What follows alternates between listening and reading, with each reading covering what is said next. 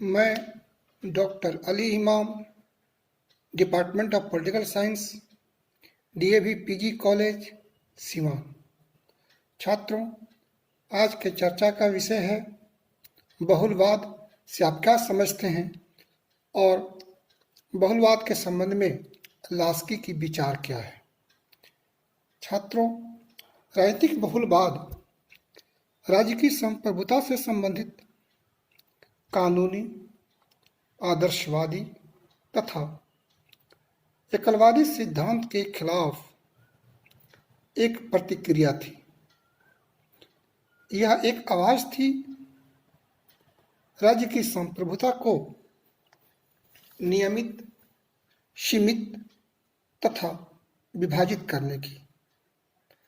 बहुलवाद ऐसे विचारों का समूह है जो मनुष्य के बहुमुखी रूप को मानते हुए उसके बहुमुखी विकास की कामना करता है। बहुलवाद का ऐसा विश्वास है कि मनुष्य के सर्वांगीण विकास में सामाजिक स्तर पर विकसित अनेक प्रकार के संघों जैसे परिवार, चर्च, क्लब, मजदूर संघ, व्यवसायिक संघ इत्यादि का अपना अपना विशेष महत्व होता है।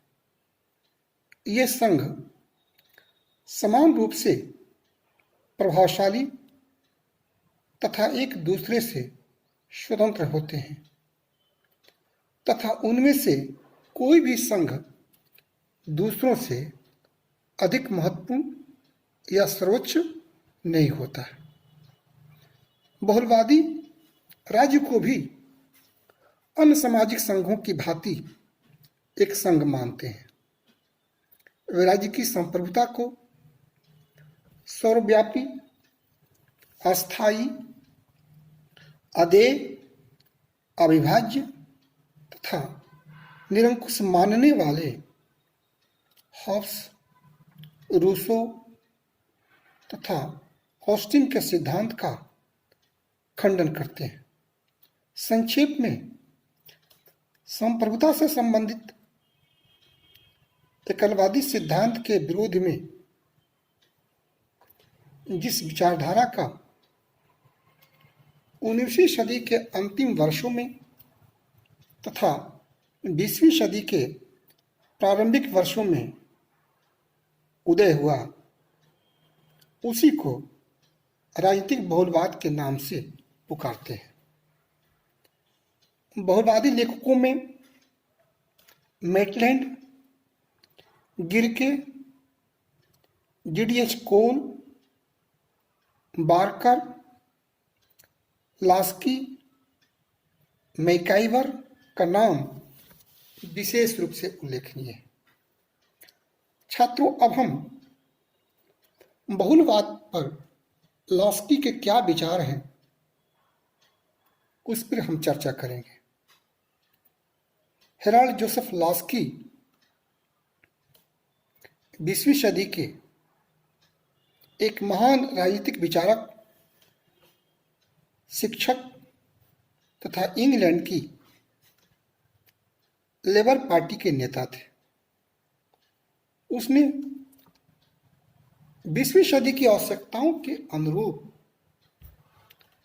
राजनीतिक चिंतन को नया दिशा दिया। उसने संप्रभुता से संबंधित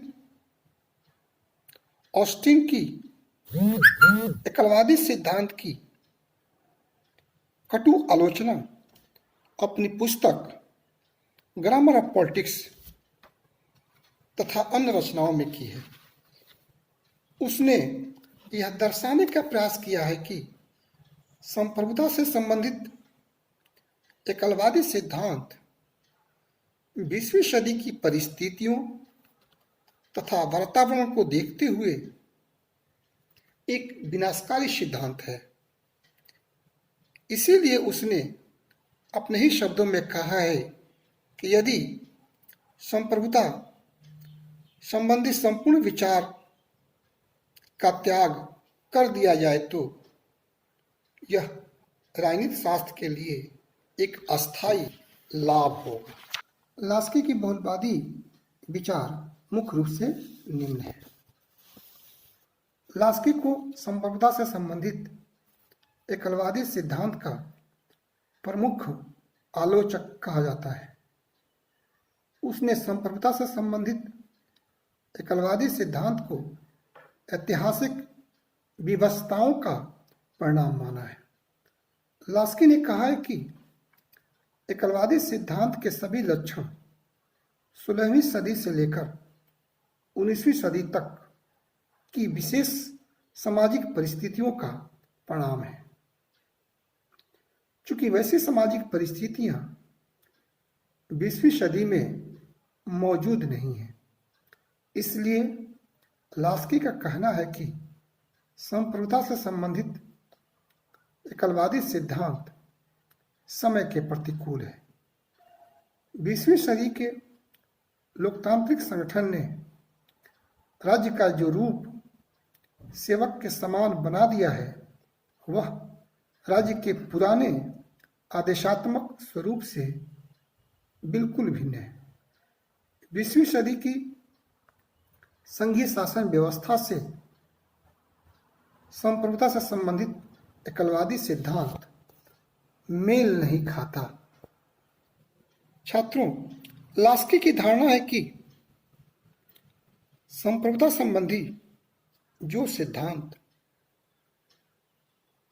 बोंदा, हॉब्स, बेंथम और ऑस्टिन ने प्रस्तुत किया है और जो हीगेल, ग्रीन आदि की रचनाओं में आदर्शवाद के रूप में विकसित हुआ, वह सिद्धांत 20वीं सदी की परिस्थितियों के अनुरूप नहीं है। आदर्शवादी तथा विधि शास्त्रीय धारणा के विपरीत लास्की कानून को संप्रभुता का आदेश या संप्रभु का आदेश न मानकर राज्य को कानून के अधीन मानता है। वह यहां तक कहता है कि विश्व में कोई असीमित अधिकारों का स्वामी नहीं है। जहां ऑस्टिन ब्रिटेन में किंग इन पार्लियामेंट को संप्रभु मानता है, जो लास्की के अनुसार बिल्कुल गलत है। लास्की कहते हैं कि ऑस्टिन के प्रभुसत्ताधारी के रूप में संसद में राजा को मानना बेवकूफी की बात होगी। कोई भी संसद रोमन कैथोलिक से राइट टू वोट नहीं छीन सकता। ट्रेड यूनियनों के अस्तित्व को खत्म नहीं कर सकती। इस संबंध में उसने कहा है कि तुर्की का सुल्तान सत्ता की चरम सीमा पर होते हुए भी परंपरागत नियमों के अधीन था, जिन्हें मानने के लिए वह स्वयं बाध्य था। इस प्रकार लास्की कानून को संप्रभु का आदेश न मानते हुए स्वयं कानून को मनुष्य का कल्याण का साधन तथा राज्य को स्वेच्छाचारी बनाने के बजाय उसे रिस्पॉन्सिबल बनाता है। छात्रों, लास्की आदर्शवादियों तथा एकलवादियों के विपरीत राज्य तथा समाज को एक दूसरे के पर्याय नहीं मानता। उसके अनुसार राज्य सामाजिक व्यवस्था को बनाए रखने का आवश्यक साधन है। परंतु वह समाज का पर्याय नहीं है। राज्य समाज के सामान्य हितों का रक्षक तो हो सकता है, स्वयं समाज नहीं हो सकता। समाज में विशिष्ट हितों की सिद्धि के लिए विशेष प्रकार के अनेक संघ विद्यमान हैं। समाज का उद्देश्य मानव का बहुमुखी विकास है, जबकि राज्य का उद्देश्य मनुष्य के बहुमुखी रूपी साध्य के लिए साधन के रूप में काम करना है। यहाँ यह बात भी उल्लेखनीय है कि लास्की राज्य को समाज का सेवक तथा समाज से बहुत छोटा, सीमित तथा भिन्न मानता है। इसके अलावा वह समाज को संघीय मानता है। Society is federal, society is plural, और कहता है कि संप्रभुता को भी संघीय या फेडरल होना चाहिए। इस प्रकार समाज के संघीय संगठन के आधार पर लास्की राज तथा उसकी संप्रभुता को सीमित रखने की सिफारिश करता है। लास्की की मान्यता यह भी है कि मनुष्य अपनी सामाजिक आवश्यकताओं की पूर्ति के लिए समाज के विभिन्न समुदायों तथा समूहों के सदस्य बनते हैं। इस प्रकार के संघ इसलिए अस्तित्व में आते हैं कि राज्य मनुष्य की सभी आवश्यकताओं तथा आकांक्षाओं की पूर्ति नहीं करता है। राज्य तथा अन्य संघों के बीच केवल यह भेद है कि राज्य की सदस्यता अनिवार्य है और राज्य जोर जबरदस्ती से अपनी आज्ञाओं का पालन करा सकता है। इस प्रकार लास्की समाज को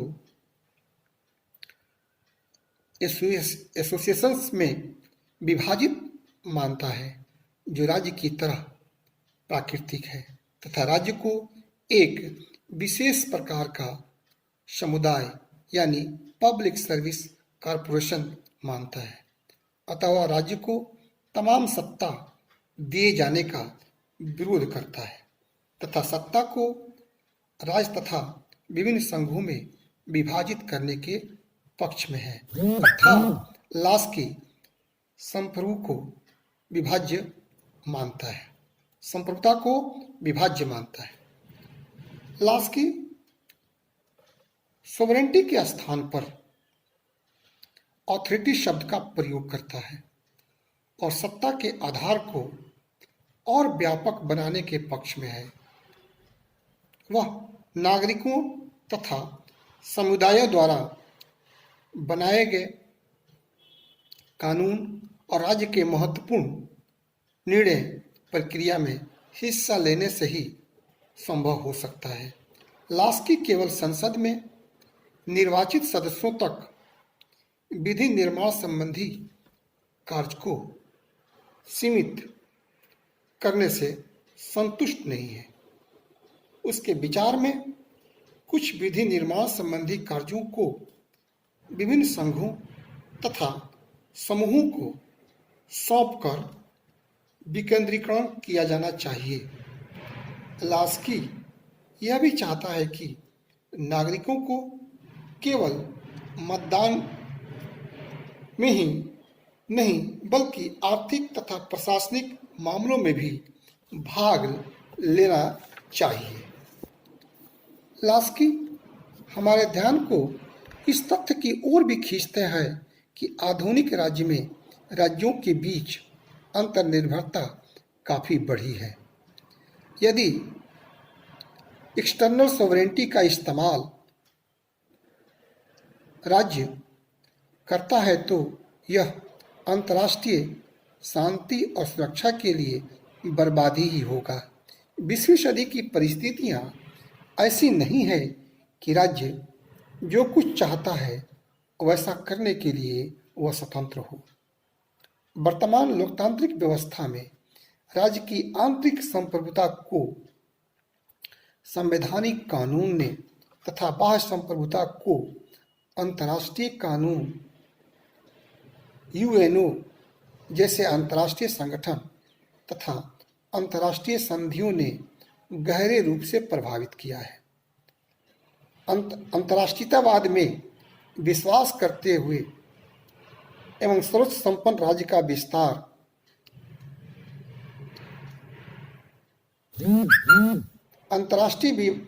अंतर्राष्ट्रीयतावाद में विश्वास करते हुए लास्की ने कहा है कि अंतर्राष्ट्रीय दृष्टि से स्वतंत्र एवं सर्वोच्च संपन्न राज्य का विचार मानवता के कल्याण के लिए घातक है। भूमंडलीकरण की प्रक्रिया के चलते भी राज्य की संप्रभुता गहरे रूप से प्रभावित हुई है।